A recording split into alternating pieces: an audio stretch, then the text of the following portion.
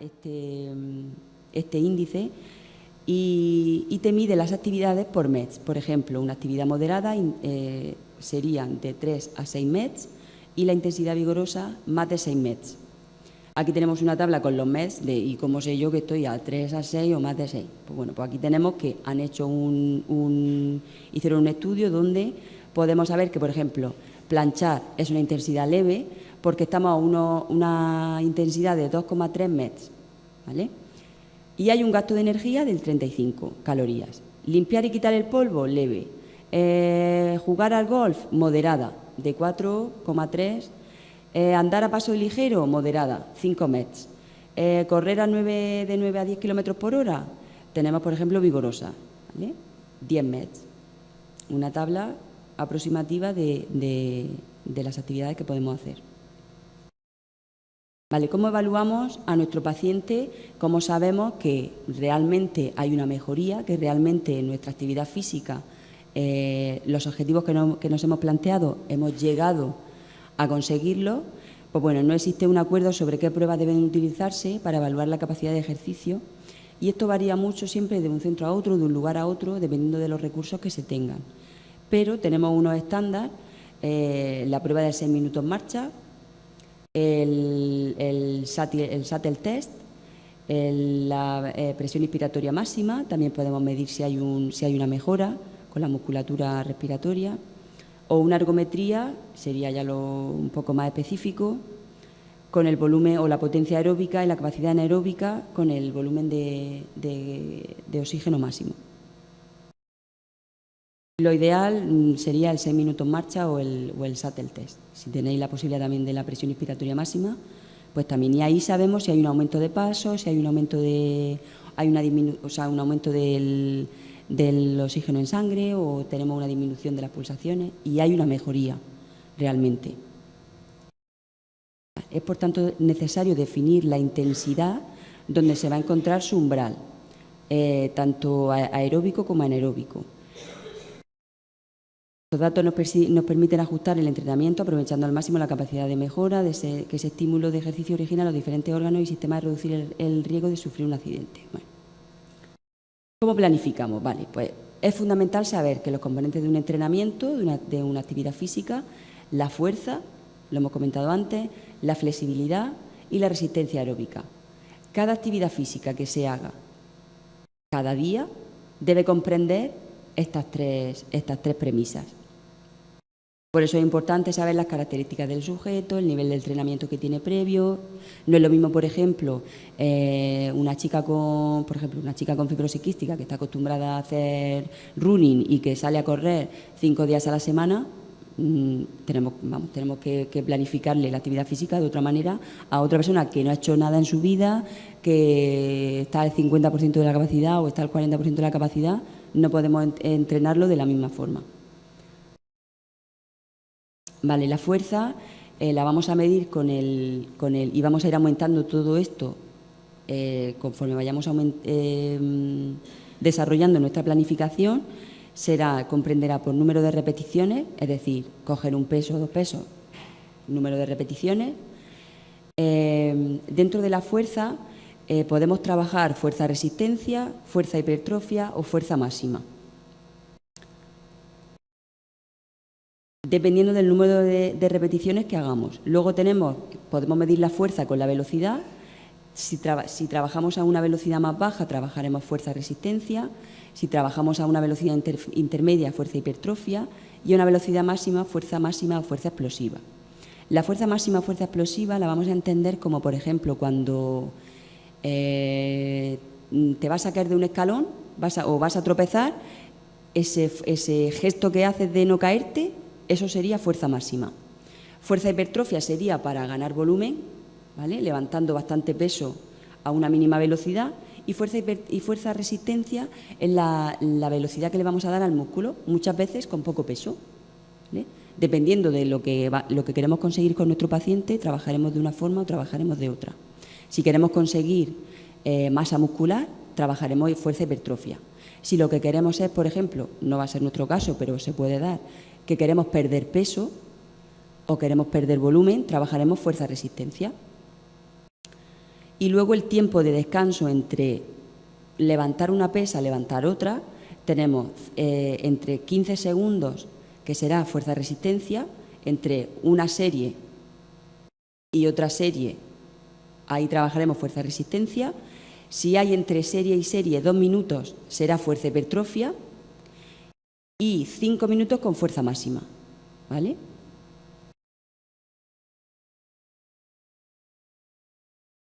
¿Y cómo sabemos el peso que tenemos que levantar en cada momento? Pues tenemos lo que llamamos nosotros 1RM, que es el máximo peso posible que puedes levantar con un músculo, por ejemplo, una pesa levantándola con el brazo, activando el bíceps. La máximo peso que tú puedas levantar solamente una vez, eso sería 1RM, ¿vale? Sobre eso trabajamos menos peso. Si trabajamos, por ejemplo, nos toca trabajar al 60%, como comentamos antes, ese 60% lo vamos a aplicar tanto a la parte aeróbica, que sabemos con el cálculo del cálculo de Carbonen, y cuando trabajemos la fuerza, lo trabajaremos con esto. Sabemos que si levantamos, por ejemplo, 20 kilos es lo máximo que podemos levantar, pues el 60% de 20 kilos son 12 kilos. Entonces, nuestro trabajo de fuerza será con 12 kilos. ¿Vale? ¿Me estáis entendiendo?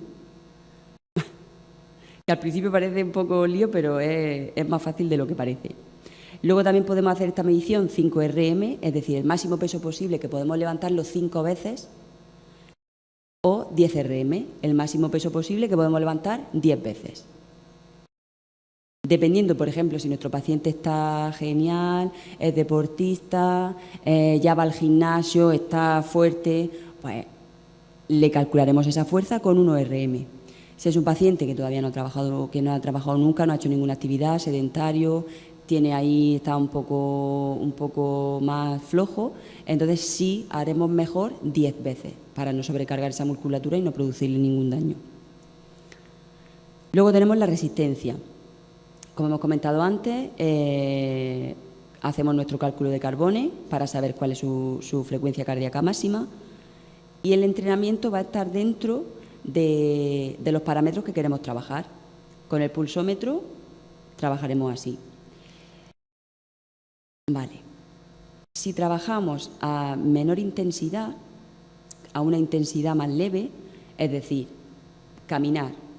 Si caminamos muy despacio mucho tiempo, vamos a producir una lipólisis, es decir, va a haber más consumo de grasa acumulada en el cuerpo.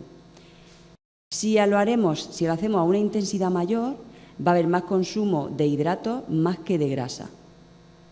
Todo esto es importante que lo sepamos a la hora de la alimentación, que tan importante es en fibrosis quística.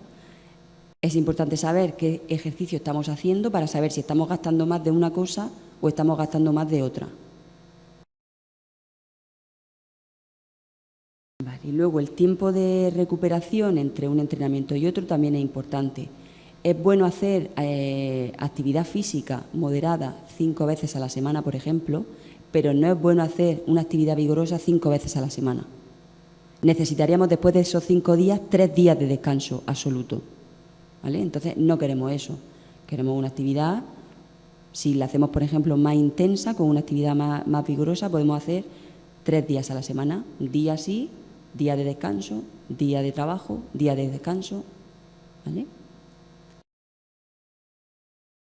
Bueno, ¿qué tenemos? Tipos de entrenamiento. Con una carga constante, sobre todo para cuando hay daño cardíaco, trabajaríamos 30 a 45 minutos del tiempo total de nuestra sesión al 60-80% de la frecuencia cardíaca máxima. Y lo haríamos 3-5 días a la semana.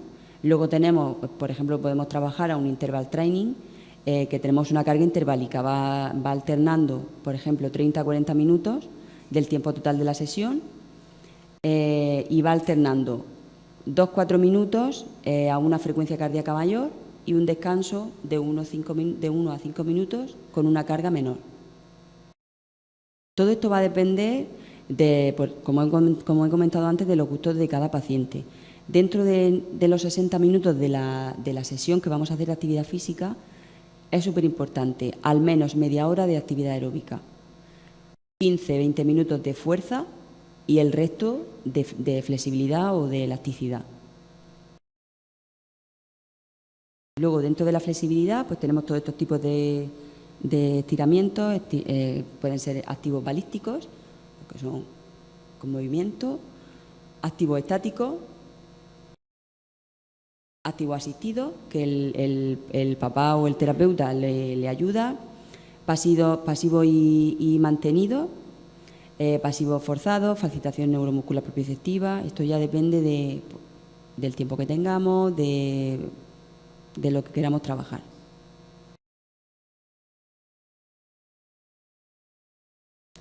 Vale, luego tenemos el ejercicio aeróbico en cinta, tapiz rodante o en bicicleta. Y luego las máquinas de fuerza. Hay muchas personas que dicen, yo que odio los gimnasios, ahí las máquinas, la gente. Bueno, pues las máquinas son muy buenas en el sentido de que hacen que hagas el ejercicio de fuerza trabajando el grupo muscular correctamente. Con tu espalda recta, porque estás sentado en un asiento con el respaldo, tú mantienes la espalda recta, hace que tú solamente tienes que coger, por ejemplo, las dos mancuernas y tirar para adelante y estás haciendo el gesto lo más correctamente posible. Que si a ti te dieran 2 pesas y tienes que hacer este gesto, quizás el primero lo hagas así, pero después acabas haciéndolo torcido, haciéndolo más bajo, haciéndolo... ¿vale? Entonces, las máquinas tienen ese punto positivo que te obligan o te ayudan a hacer el gesto muscular lo más correctamente posible. Así que hay que invitar, pues, a utilizar este tipo de ambientes deportivos. Bueno, dentro de esta planificación, en el análisis del proceso, es decir, lo que hemos prescrito a nuestro paciente está bien, lo que hemos empezado a trabajar está bien, tenemos que ver resultados. Es importante, como he comentado antes, saber con un pulsómetro para saber la pulsación en la que estamos trabajando o con un podómetro que mide, normalmente se cuelga en la cinturilla del pantalón y mide los pasos que el paciente o la persona da. Y luego tenemos cuestionarios y test de valoración de cómo se siente el paciente consigo mismo. Podemos hacer un diario de actividad física, por supuesto hacer el 6 minutos marcha o el Shuttle test o cualquier otro test que realmente nos diga que lo que estamos haciendo estamos consiguiendo nuestro objetivo y estamos consiguiendo superar una barrera. Y luego el tema de la oxigenoterapia, pues dependiendo del grado de severidad de daño que tenga nuestro paciente o la persona. Si es una persona que está, por ejemplo, a un 35% de la capacidad pulmonar, obviamente va a necesitar oxígeno suplementario durante la actividad física. Si, por ejemplo, lleva una persona que tiene oxígeno solamente durante la noche y va a empezar a hacer una actividad física, sería recomendable que la hiciera con oxígeno suplementario puesto. Si tiene un pulsiosímetro para poder medir la saturación y realmente comprobar que no hay una bajada, mucho mejor. También podemos, si nuestro paciente, nosotros creemos que, para los fisioterapeutas, nosotros creemos que nuestro paciente puede desaturar, lo ideal sería hacer eso, antes un 6 minutos marcha, donde lo estamos monitorizando la saturación y saber si realmente durante un ejercicio desatura o no, para intentar evitar todos los daños que podemos producir con una actividad física mal hecha. Bueno, es importante pues tener imágenes, vídeos propios del paciente para que él se vea lo que está consiguiendo, cómo coloca las posturas, colocar un espejo a la hora de hacer estiramientos y, por supuesto, la motivación por nuestra parte y por parte de los padres es fundamental. Vale, recordar los principios del entrenamiento, tenemos que aumentar la frecuencia de los entrenamientos, es decir, podemos empezar con 2 días a la semana, pero debemos de ir aumentando. Si no aumentamos o la frecuencia o la intensidad o el tiempo, no vamos a mejorar ni vamos a conseguir nuestro propósito. Debemos aumentar siempre poco a poco el volumen de la carga. siempre por unidad de entrenamiento. Es decir, si hoy, por ejemplo, trabajamos ejercicios de fuerza con 10 kilos, pues la semana que viene o dentro de 2 semanas trabajaremos con 12. Iremos ganando poco a poco en cada entrenamiento. Debe de haber un aumento de la densidad del entrenamiento, es decir, entre la relación entre descanso, entre ejercicio y ejercicio, entre serie y serie o entre día y día, dependiendo de la intensidad que por supuesto debemos de ir aumentando también. Empezaremos por ejemplo, con una intensidad más leve, después subiremos a moderada y en algún día específico donde nuestro paciente se encuentre mejor, haremos un poco de actividad un poco más vigorosa, ¿vale? Para que haya un poco de mejora y de aumento. Debemos llevar precauciones con la deshidratación, es muy importante fibrosis quística por la pérdida de sal en el sudor. Durante todo el entrenamiento, botella de, por ejemplo, no sé aquí lo que tenéis de Aquarius o cualquier bebida isotónica, pero en fibrosis quística debemos de añadirle una cucharada de sal, ¿vale? Muy importante porque muchas veces esas sales no son suficientes.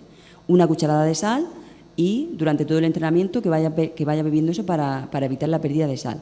Evitar horas puntas, sobre todo en época de calor.